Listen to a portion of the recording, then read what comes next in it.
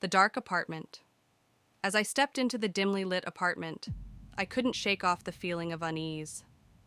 The air inside was heavy and stale, like a physical presence that clung to my skin.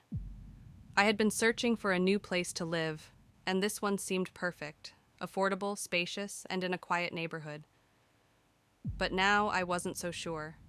I began to explore the apartment, my footsteps echoing off the walls. The rooms were empty, except for a few pieces of old furniture that seemed to be watching me.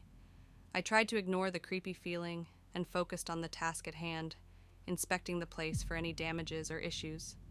As I entered the bedroom, I noticed something strange.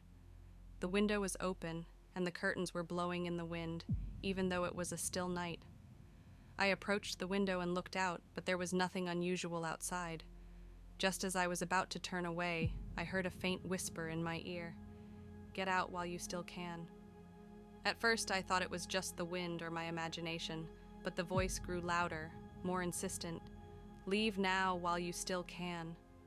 I spun around, but there was no one there. The whisper seemed to come from all around me, echoing off the walls. I tried to shake off the feeling of unease, telling myself it was just my mind playing tricks on me. But the voice continued to whisper, its tone growing more menacing. "You shouldn't be here. This place is not for you." Suddenly, the lights flickered and went out, plunging me into darkness. I was trapped, alone and helpless. The voice laughed, a cold, mirthless sound that sent shivers down my spine. And then, the darkness began to move, closing in on me like a living entity. I tried to run, but my feet felt heavy, as if rooted to the spot. The darkness enveloped me, and I was consumed by an unspeakable horror. I felt myself being pulled towards something, a presence that seemed to be waiting for me. As I struggled to break free, the voice whispered one final time, "You should have listened." And then everything went black. When the police found me, I was curled up in a ball, my eyes wide with terror. I couldn't speak, couldn't explain what had happened. They took me away, but I knew I would never be the same. The apartment remained empty, waiting for its next victim.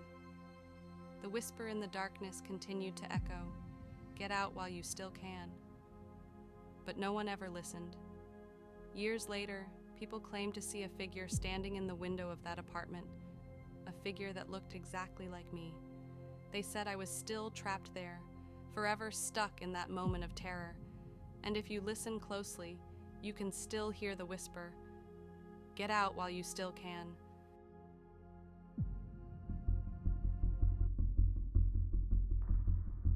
The sleep of the damned Dr. Emma Taylor, a renowned sleep specialist, had always been fascinated by the mysteries of the human mind. She spent her career studying the intricacies of sleep, determined to uncover its secrets. But little did she know, her latest patient would lead her down a dark path from which she might never return. Michael, a young man in his early 20s, suffered from a rare sleep disorder. He would fall asleep without warning, and his dreams were filled with unspeakable terrors. Emma was determined to help him, but as she delved deeper into his case, she began to experience strange occurrences. Equipment would malfunction, and disembodied voices whispered in the hallways. Emma dismissed it as mere paranoia, but the events escalated. She started receiving mysterious recordings of her own voice, whispering eerie tales in the dead of night. One fateful evening, Emma decided to investigate the strange happenings. She entered the abandoned wing of the hospital, where the shadows seemed to writhe like living things. The air was heavy with the scent of decay, and every step echoed through the deserted corridors. As she approached Michael's room, a chill ran down her spine. The door creaked open, revealing a darkness so profound it seemed to have a life of its own. Emma called out, but only the wind replied. Suddenly, the lights flickered, and Michael's voice whispered, "Welcome to my dream." Emma tried to flee, but her feet felt heavy, as if rooted to the spot. The darkness began to take shape, forming twisted creatures that closed in on her. She tried to scream, but her voice was trapped in her mind. When the lights returned, Emma found herself in Michael's bed, surrounded by the twisted creatures of his dreams. They whispered terrible secrets, and Emma realized she was trapped in Michael's never-ending nightmare. As the days passed, Emma became a prisoner of her own mind, reliving the same terror-filled dreams. She tried to wake up, but her body was paralyzed, unable to escape the eternal slumber. And when the hospital staff finally found her, she was gone, consumed by the very darkness she had sought to understand. Now, dear dreamers, beware, for the sleep of the damned awaits those who dare to venture too close. Close your eyes and pray you don't succumb to the eternal slumber.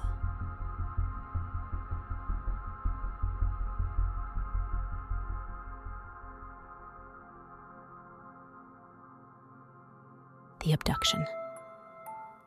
As she walked home from the library, Emily noticed a van following her. At first, she thought nothing of it, but as the van continued to tail her, she grew uneasy. She quickened her pace, but the van kept pace with her, its tinted windows reflecting the evening sun. Suddenly, the van screeched to a halt beside her, and two masked men jumped out. They grabbed Emily, dragging her into the van as she screamed. The doors slammed shut, and the van sped away, leaving her fate unknown. Detective Jameson was called to the scene, where Emily's phone and backpack lay abandoned. He knew every minute counted in a kidnapping case. As he investigated, he discovered Emily's parents had received a ransom demand from an unknown number. The kidnappers demanded a hefty sum in exchange for Emily's safe return. Jameson knew he had to act fast, but the kidnappers' trail was cold. As the hours ticked by, Emily's parents grew desperate, and Jameson's team raced against time to find her. In the van, Emily was trapped, her wrists and ankles bound. The masked men spoke little, their voices muffled. She was given water and food, but her mind raced with thoughts of escape. As the hours passed, the van stopped, and Emily was dragged into an abandoned warehouse. There, she faced her captors, their masks removed, revealing two ruthless men. They taunted her, saying she'd never see her family again. Emily's spirit refused to break, and she waited for a chance to escape. Jameson's team traced the ransom call to an abandoned warehouse on the outskirts of town. As they approached, they heard Emily's screams. They stormed in, guns drawn, and found Emily, bound but unbroken. The kidnappers were arrested, and Emily was reunited with her overjoyed parents. As she hugged her family tight, Emily knew she'd never take her freedom for granted again. Jameson's team had saved her, but she knew the memory of her abduction would haunt her forever.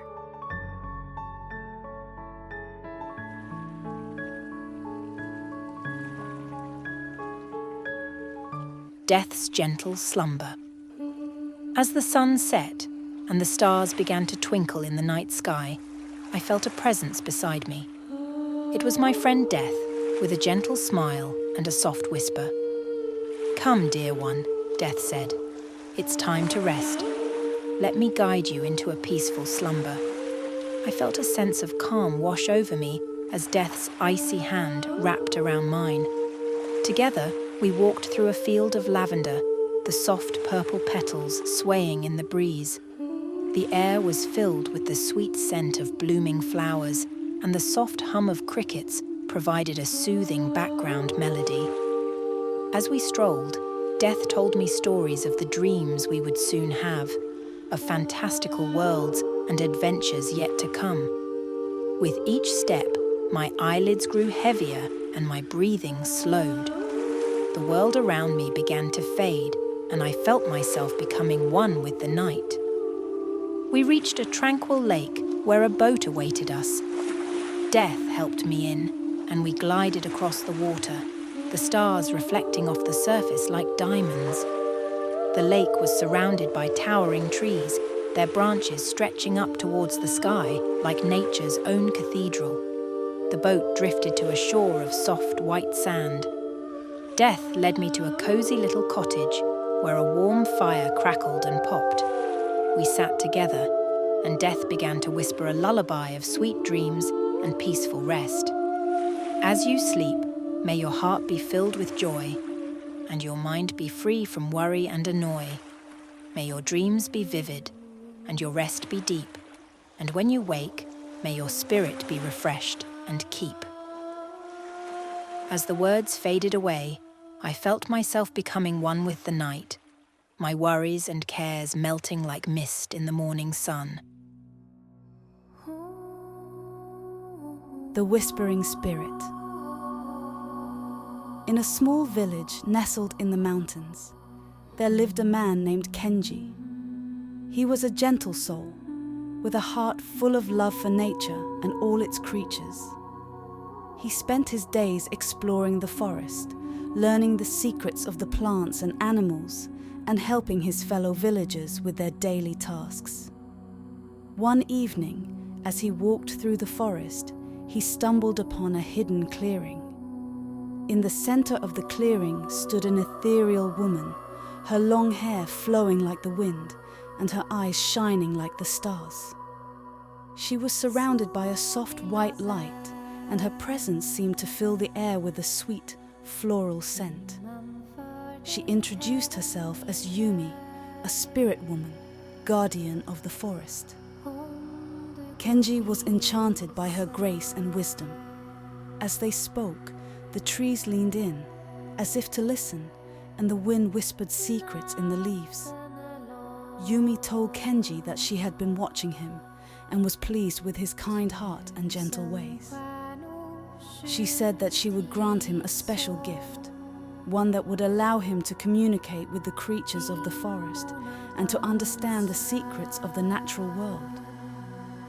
Kenji was overjoyed and thanked Yumi with all his heart. As they spoke, the moon rose high in the sky, casting a silver glow over the clearing. Yumi's whispers grew softer and Kenji's eyelids grew heavy. She guided him to a hidden glade where a soft green moss covered the ground.